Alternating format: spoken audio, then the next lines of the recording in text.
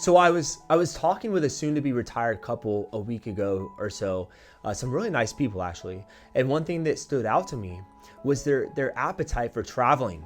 You know, he's more into the local see the 50 states kind of guy, and I think he even mentioned one of the first things he wanted to do when he retired was to visit the Grand Tetons up in Wyoming. And she, on the other hand, she was looking forward to traveling abroad to check out the Light Festival in Thailand and the hot air balloon show in Turkey. Now, some of you sitting on the verge of retirement might be thinking, Turkey, Thailand? That sounds crazy. We can't afford that. Now, hey, I know we're not a travel agency, but trust me when I say you can enjoy what you've earned if you're planning correctly. So speaking of planning, this couple comes to me with a question. And ultimately, it's one that's going to be life-changing. If not for them, definitely for their heirs. Their question probably pertains to many of you, and that is, should I keep my pension or should I choose the lump sum option? Now, there really is no easy answer here because not every pension is the same, and no two retirees have the same financial profile. Okay, so we'll use her as an example. Here's the scenario. She had roughly $500,000 in her pension, and because they are not married, she only has a few options. She can take an income stream guaranteed for the rest of her life, but leave no benefit to her significant other or kids if she dies. The second option would be to guarantee her kids or significant other some of the benefit, but only for a limited period of time, 10 to 15 years. And lastly, she can take control of the asset by rolling it over into an IRA. Now, to give you all a rule of thumb, now everybody loves a rule of thumb because it makes things easier, right? We start by taking the annual income provided by the pension and dividing it by the total value of the asset, the lump sum option. So for example, to simplify this, let's say we had a pension that paid $5,000. And the pension, the lump sum amount is worth $100,000.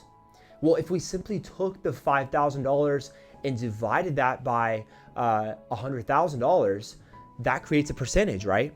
5% in our example. So if that percentage is higher than 4 to 6%, well, the odds would be better to start and to keep the pension unless, of course, there was an overwhelming conviction, guarantee, or reason to do otherwise. So doing the math on the single life option for her pension, she was looking at roughly 7.25%.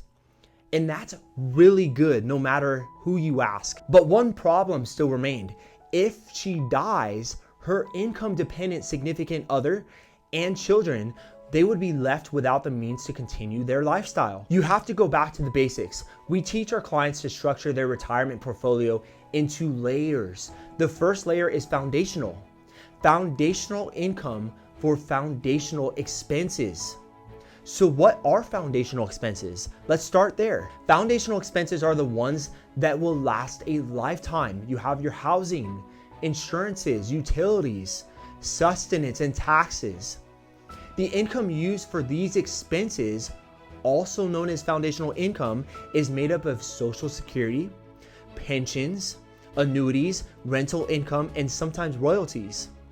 But it turns out that her Social Security benefit is enough to cover her foundational expenses. So in other words, her annual expenses are $32,000 and she'll be receiving $32,000 from Social Security. She will never need the income the pension promises to provide. And this changes everything. Why, you might ask?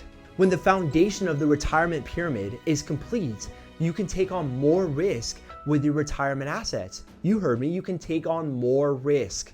Why is that? Well, when you were young and working, how did you invest? Aggressively. You took on more risk with your investments because you were not using them to pay your expenses. What were you using to pay your expenses? You were using the earned wages from your employer. So it didn't matter, right? It didn't matter whether the market went up or the market went down, you simply wrote it out. Covering her expenses with her Social Security benefit allows her to set up an investment account like she did when she was younger. which was to take on a little bit more risk. So let's test you to see if you've been paying attention up to this point. Now that this young lady in her 60s is retired, who is paying for her expenses? Well, she is. But the answer I was looking for was the Social Security Administration, right? Because she will use her benefit to cover all of her expenses. So if her expenses are paid by her new employer, the Social Security Administration, why would she change her investment portfolio to something that earns 4 to 6%? And if you're following me closely, you will have noticed that's the second time 4 to 6% has come up. We used that same number earlier for the pension rule of thumb. But we are breaking that rule here because her foundational expenses are covered. So she can earn more than this number and much more closer to the market's average, which is what her pension promises to pay. So if she's going to earn the same percent the pension promises, but with risk, why move at all? Well, there's more than one reason. The first is the one you've been hearing. The probability of leaving an inheritance to the ones she loves increases dramatically. Second, by rolling the asset over and into a deferred account, she continues to defer the tax she would have to pay on the pension income she doesn't need, provided she files for the pension at the same time she files for her benefits, which was her full retirement age in her plan. Lastly, her pension does not include a cost of living adjustment. So her income will not grow each year. So assuming the asset under the control of the pension institution is invested in earning anything greater than the 7.25%, not only is she missing out on anything over the top, but the percentage they're promising her each year would become smaller and smaller as the asset grows. Something that she totally misses out on by not controlling the asset. Ultimately, she ends up controlling the asset, so she can spend up or down as she pleases. She has an asset to cover large medical events like long-term care, and she generates a much greater level of wealth than she ever would have by giving the control of her asset to the pension institution. Please keep in mind, every situation is different.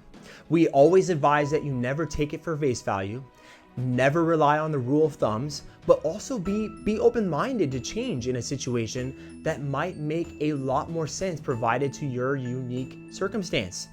Speak to your advisor, hire one if you haven't, get a second opinion, and never rely on yourself to do what has taken many a decade or more to perfect.